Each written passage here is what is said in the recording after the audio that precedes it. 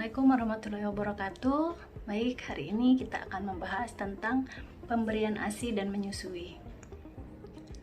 Konsep menyusui di dalam Islam sudah tertuang di dalam Al-Quran, surat Al-Baqarah ayat 233. Ayat ini berisi tentang hendaklah para ibu menyusukan anak-anaknya selama 2 tahun penuh. Selanjutnya surat Luqman ayat 14 yang berisi tentang perintah kepada manusia untuk berbuat baik kepada kedua orang tuanya karena ibu telah mengandung dia dan menyapih selama 2 tahun. Selanjutnya surat Al-Ahqaf ayat 15 juga berisi tentang perintah untuk berbuat baik kepada kedua orang tua karena ibu telah mengandung dan menyapih selama 30 bulan. Selanjutnya kita akan review ulang tentang anatomi dan fisiologi dari mame. Adalah bagian-bagian dari payudara. Yang ini adalah korpus atau badan, kemudian pinggiran yang melingkar berwarna gelap ini adalah areola, dan yang menonjol ini adalah puting atau papila. Korpus mamae, korpus atau badan yaitu bagian yang membesar, terdiri dari stroma yaitu jaringan ikat, lemak, pembuluh darah, saraf, getah bening, dan parenkim kelenjar susu yang terdiri dari ductus, ductulus, lobus, lobulus, dan alveolus. Selanjutnya areola yang merupakan daerah lingkaran yang terdiri dari kulit yang longgar dan mengalami pigmentasi. Setiap payudara bergaris tengah kurang lebih 2,5 cm. Di dalam daerah ini saluran susu melebar yang disebut dengan sinus lactiferus.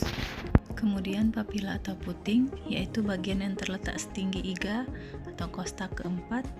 Papila merupakan tonjolan dengan panjang kurang lebih 6 mm. Permukaan papila berlubang-lubang berupa ostium papillae kecil yang merupakan muara ductus lactiferus, yaitu muara pengeluaran susu yang terdiri dari jaringan erektil dan ujung saraf sensoris. Berikut ini adalah gambar dari bentuk-bentuk puting susu. Berikut gambaran puting susu yang normal, puting susu yang pendek, puting susu yang panjang, dan puting susu yang terbenam atau yang terbalik. Berikut ini merupakan anatomi payudara. Anatomi kelenjar susu terdiri dari alveolus, ductus, dan sinus lactiferus. Selanjutnya, hormon-hormon yang mempengaruhi laktasi. Hormon-hormon yang berpengaruh pada saat laktasi, yang pertama adalah progesteron, yang kedua adalah estrogen, kemudian prolaktin, kemudian oksitosin, dan yang kelima adalah hormon HPL. Progesteron mempengaruhi pertumbuhan dan ukuran alveoli, estrogen menstimulasi sistem saluran ASI untuk membesar. Prolaktin berfungsi memperbesar alveoli. Sedangkan oksitosin berperan dalam proses turunnya ASI atau let down reflex. Sedangkan HPL atau human placental lactogen berperan dalam pertumbuhan payudara, puting, dan areola sebelum melahirkan. Selanjutnya kita bahas tentang fisiologi menyusui. Refleks prolaktin. Pada akhir kehamilan, hormon prolaktin membuat produksi kolostrum terbatas dikarenakan aktivitas prolaktin dihambat oleh estrogen dan progesteron yang masih tinggi.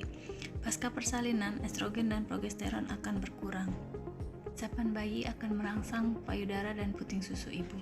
Rangsangan ini dilanjutkan ke hipotalamus melalui medula spinalis hipotalamus dan akan menekan pengeluaran faktor pemicu sekresi prolaktin.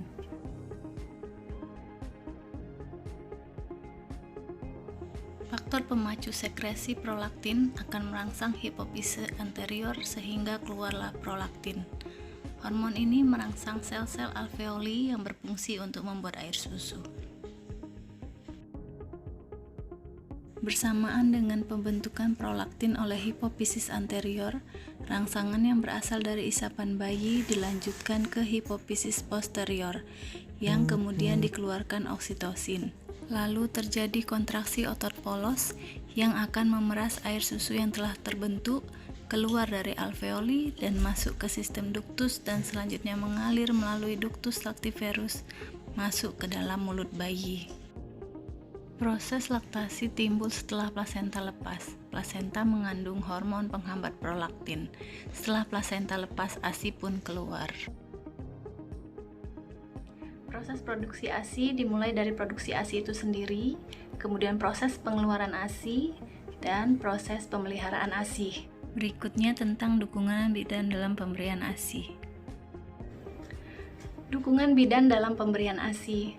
Peran awal yang dapat dilakukan oleh bidan pada ibu menyusui, yang pertama adalah yakinkan bahwa bayi memperoleh gizi yang cukup dari payudara ibu, kemudian bantu ibu agar dapat memberikan ASI-nya sendiri. Dukungan yang dapat diberikan oleh bidan, yang pertama, biarkan bayi bersama ibunya segera sesudah lahir, kemudian ajarkan cara merawat payudara, bantu ibu pada waktu pertama kali memberikan ASI, rooming in, berikan ASI sesering mungkin, hanya berikan ASI saja, dan kolostrum, hindari susu botol dan penggunaan empeng. Berikut ini adalah manfaat dari ASI.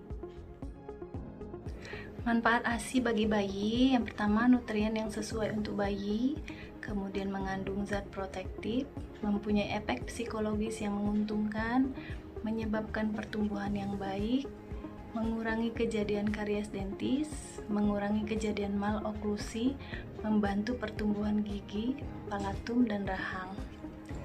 Sedangkan manfaat untuk ibu, mencegah perdarahan postpartum, ASI eksklusif dapat menjarangkan kehamilan dan rasa kasih sayang ibu kepada bayinya.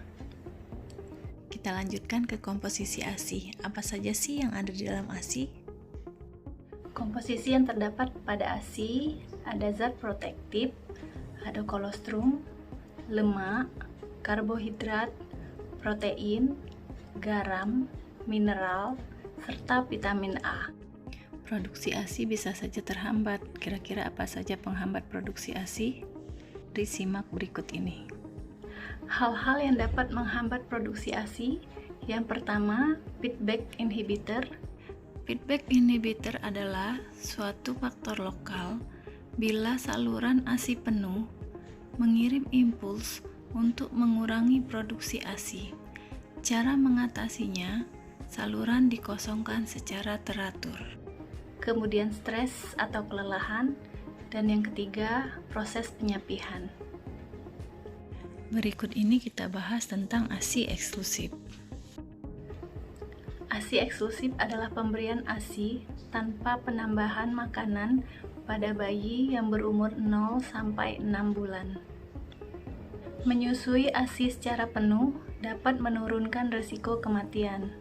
Demikianlah video kali ini. Terima kasih atas perhatiannya. Bila ada pertanyaan, silakan tulis di kolom komen. Terima kasih. Assalamualaikum warahmatullahi wabarakatuh.